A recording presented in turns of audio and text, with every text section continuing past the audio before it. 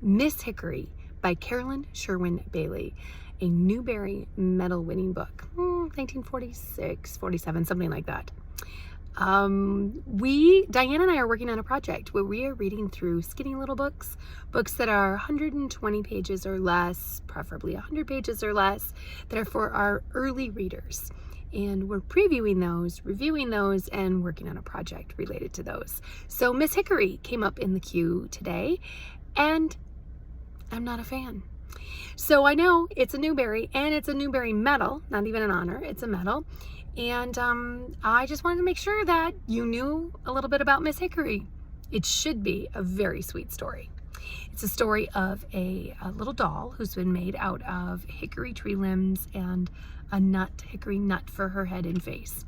And she has little backyard type adventures and has, interactions with animals, and it goes through the different seasons of the year because her family has moved to Boston for the winter and abandoned her. So she has to take care of herself. The story should be very sweet. It reminds me of Twig by Elizabeth Orton Jones, or Mr. Deedle's Treehouse, something like that. Or even it reminds me of the Dooryard Stories by Clara Dillingham Pearson. But all three of those books are very wholesome, very sweet, and have maybe better storytelling.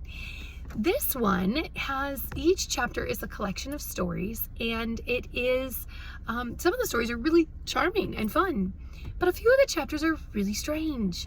And so I just wanted to give you a heads up, Mama. You get to decide what happens in your library. Librarians, you get to decide what goes on your shelves. Just because it's on a list doesn't mean that it has to be in your library. So one chapter, there's a fawn who is separated from the doe, and the fawn hears a loud crash, bang.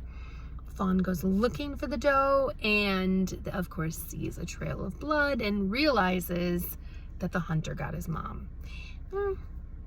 Just doesn't feel totally on brand for the rest of the story, but it is what it is. Then there's a chapter about Christmas. It's a little strange. It's supposed to be sweet and endearing, but it didn't read that way to me at all.